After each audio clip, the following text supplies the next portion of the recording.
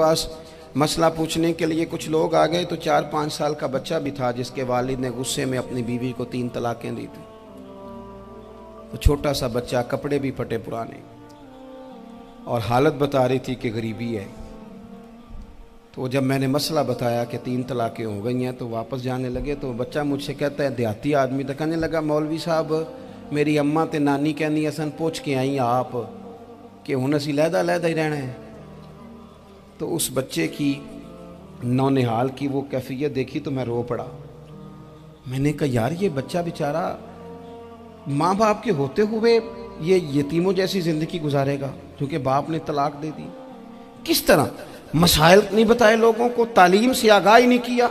और इसमें बहुत बड़ा जुल्म है उन लोगों का भी जो जनाजे पे खड़े होके तो कह देते हैं, मेरी तरह के लोग अच्छे उलमा की बात नहीं करता, वो कह देते हैं देखो जी लोगों को जनाजा नहीं आता। भैया आपने किस दिन इशा के बाद क्लास लगाई थी जनाजा सिखाने की? ये तो आपने कह दिया लोगों को कुरान जी ठीक नहीं आता। तो यहाँ तो बेचारी बीबियाँ जिनको सही पढ़ना नहीं आता वो मिशन बना लेती हैं कि मैंने इतने 100 को कुरान पाक पढ़ाना है, बेवा हो गई हूँ, तलाक याफ्ता हो गई हूँ, सारी ज़िंदगी कुरान पढ़ाऊँगी। हम क्यों ये मिशन नहीं बनाते, क्यों इस तरफ सफ़र नहीं करते?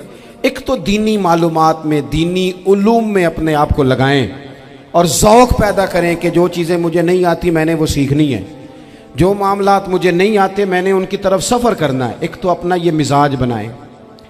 और जब आप दीनी उलूम सीखते हैं तो पता है कौन सा मंज़र कायम होता है?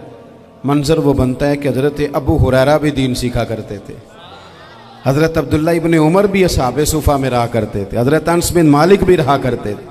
और ऐसा मंज़र बनता है कि हज़रत सैयदा खतीजतुल कुबरा रज़ी अल्लाह ताला अन्हा फरमाती हैं, सैयदा फ़ातिमा हुज़ूर की गोद में बैठी होती थी और नबी पाक से बातें पूछती थी और हुज़ूर उन्हें बता रहे होते थे। सैयदा आयशा हुज़ूर से दीन की बातें पूछती। चौथा हिस्सा हमारी फ़िक़्ह के उसूल हज़रत फ़ातिमा की, हज़रत आयशा सिद्दीक़ा की मरवियात पर मबनी है। अगर हमारी बच्चियां छोड़ दें डाइजेस्ट पढ़ना, छोड़ दें इधर उधर की मूवी देखना और वो किताबों सुन्नत पर आ जाएं तो बहुत सारे मसाइल ऐसे हैं जो उलझने से पहले ही सुलझे हुए हों। दीनी तालीम का मिजाज और ज़ौक़। और दूसरी आयत करीमा मैंने तिलावत की, अल्लाह करीम ने कुरान मजीद में फरमाया, या अय्युहल्लज़ीना आमनू कू अनफुसकुम व अहलीकुम नारा, ईमान वालों खुद भी दोज़ख की आग से बचो और अपने घर वालों को भी बचाओ। ओ वालिद, वो माँ जो बच्चों को भूख से बचाने के लिए मेहनत करती है, उनको मायूसी से बहुत सारे माँ बाप ऐसे होते हैं जिनके पास कपड़े लेने के पैसे नहीं होते ईद पे। क्यों? अजान शुरू होगी जी, अजान सुने जी। अजीज़ भाई, जिस तरह हम अपने बच्चों को देखें, बहुत सारे माँ बाप के पास गुंजाइश नहीं होती, लेकिन इस नीयत से कि बच्चों के दिल टूट जाएंगे, ईद पे कैसे गुजारा करेंगे, मुश्किल से भी कपड़े ख़रीद के देते। इस तरह हम अपने बच्चों को भूख से, प्यास से, मायूसी से बचाते हैं। इस तरह हमारे रब ने हमारे ज़िम्मे लगाया है कि तुम अपने बच्चों को कोशिश करो दोज़ख की आग से बचाने की। हज़रत उमर फ़ारूक रज़ी अल्लाह ताला अन्हु ने अर्ज़ किया था, या रसूल अल्लाह सल्लल्लाहु ताला अलैहि वसल्लम, इस आया करीमा का माना क्या है? तो महबूब करीम अलैहिस्सलाम ने फरमाया, उमर, जिन चीज़ों का अल्लाह तुम्हें हुक्म देता है तुम अपने घर वालों को उन चीज़ों का हुक्म दो, जिन चीज़ों से रब रसूल तुम्हें मना करते हैं अपने घर वालों को उनसे रोको। अपने घर के अंदर निफाज़े दीन करने की कोशिश करो। मेरे भाई, बहुत ज़्यादा आजमाइश है हमारे घरों में, बेचैनियाँ हैं, इस्तराब है, बच्चों में सख्ती है, बहन भाई एक दूसरे के साथ लड़ते हैं, मिजाजों में तलखी आ गई। क्यों भला? इसलिए कि माँ बाप को जो बेहतरीन किरदार और जो हसीन तरीका घर में अपनाना चाहिए था, बच्चे तकरीर बाहर से सुनते हैं लेकिन वो फॉलो अपने माँ बाप को करते हैं। अगर माँ बाप में हौसला हो, सब्र हो, इत्मीनान हो, खुददारी हो, थोड़े पर गुजारा करने का मिजाज हो। देखे ना, आज डिप्रेशन है, टेंशन है, पैनिक्स अटैक्स हैं, बड़ी सारी चीज़ें आ गई हैं। क्यों भला? सब्र नहीं, तहम्मुल नहीं, बुर्दबारी नहीं। आजमाए। एक दिन एक बच्चा मेरे पास आ गया मदरसे का और आके वो रोने लगा। मेरे घर वाले कहने लगे खाना छोड़ दें, पहले इसकी बात सुन ले। मैंने कहा पुत्र क्या हुआ, किसी ने मारा है किसी उस्ताद ने? कहने लगे नहीं हजरत, घर फ़ोन किया था तो मेरी अम्मा और अब्बा की लड़ाई हो रही है। बच्चा कांप रहा है, टांगे कांप रही। मैंने कहा क्या हो क्या गया तुम्हें पुत्र, लड़ाई हो रही है तो घरों में हो ही जाती है। कहने लगे नहीं, आपको पता नहीं वो बड़ा सख्त लड़ते हैं। मेरे वालिद जब मेरी वालदा को मारने के लिए आगे बढ़ते हैं तो हम सारे चारपाइयों के नीचे छुप जाते हैं, हमें खौफ आता है, वो मंजर खतरनाक होता है। ये कौन तकलीफ दे रहा है अपने बच्चों को? यहाँ बैठे हमारे यहाँ मीलों दूर रहते थे उसके घर वाले, तो वो तकलीफ में था, तो घर में क्या कैफियत होगी? अगर हौसला हो, सब्र हो, कनात हो, अल्लाह के दिए हुए थोड़े रिस्क पर हमें राजी रहना आता हो, हमारे घरों में सुकून आए, इत्मीनान आए, हम जो ज़िंदगी बड़ी खुशी खुशी गुजार सकते हैं। हमारे मिजाजों का लालच, हमारी तबीयतों की बेराह रवी, हमारी झूठी अना का बुत, उन सारी चीज़ों को ख़त्म कर देता है। अपनी ज़िंदगी के अंदर अगर हम वो किरदार अपने बच्चों को दें, जिस किरदार में मोबाइल भी हो, जिसमें गाड़ी भी हो, जिसमें पैसे भी ला के अब्बा दराज में रखता हो, लेकिन वालिद का घर में मुसल्ला भी मौजूद हो, उसकी कोई तस्वीर भी हो, वो ये भी कहता हो कि खुदा ने अपने फजल से आज 5,000 दिया है तो इसमें 1,000 गरीबों का भी है, इसमें थोड़ा सा मैंने अल्लाह की रिजा के लिए भी रखा है। अगर कोई मुश्किल आ जाए तो वो बाप और माँ को सब्र करता हुआ देखते हो। अगर एक बाप कर बात करे तो दूसरा बर्दाश्त करता हो। खुदारा अपनी औलादों को इस अजियत का शिकार न करो।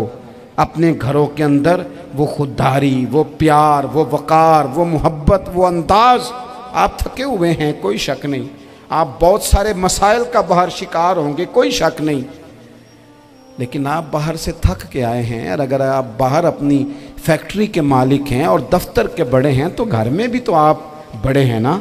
आपकी माँ भी तो इंतज़ार कर रही है, उसने भी तो दुखड़ा सुनाना है ना आपको।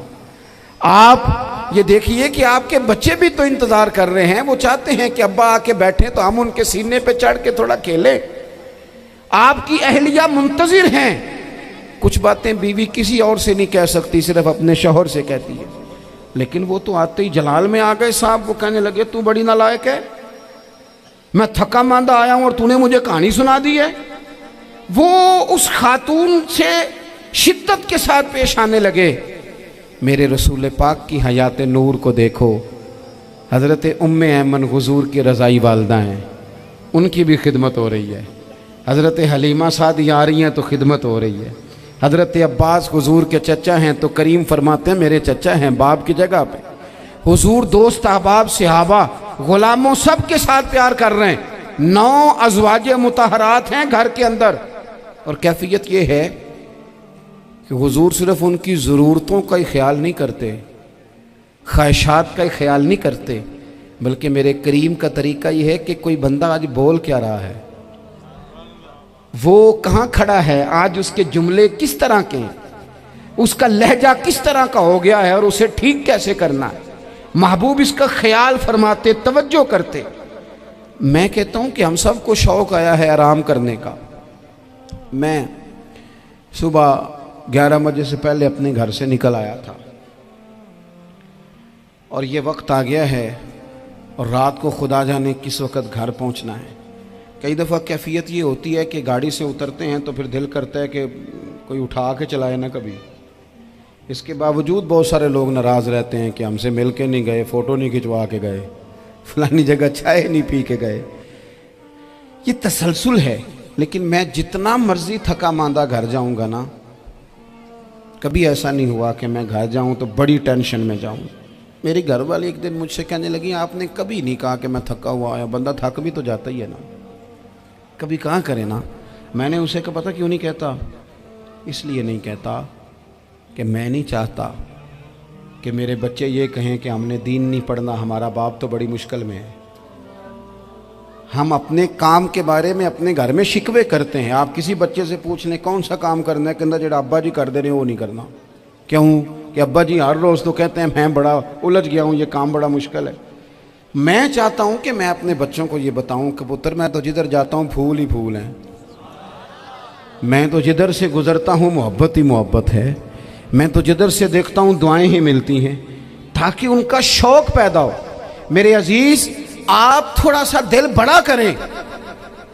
अगर आप एक की वजह से पूरा घर सुकून में आ जाता है तो आप दिल बड़ा क्यों नहीं करते?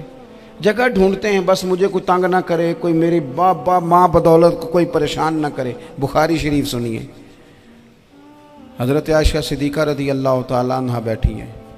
हुजूर फरमाने लगे, आयशा आज एक बात ना बताऊं तुम्हें? या रसूलल्लाह बताइए। हुजूर फरमाने लगे, जब तुम मुझसे नाराज़ होती हो तब भी मुझे पता चल जाता है, और जब राज़ी होती हो फिर भी पता चल जाता है। तो हज़रत सैयद आयशा सिद्दीक़ा बात सुन के बड़ी खुश हुई। या रसूलल्लाह वो कैसे? हुजूर फरमाने लगे, कभी कभी तुम कसम उठाती हो। या रसूलल्लाह हाँ।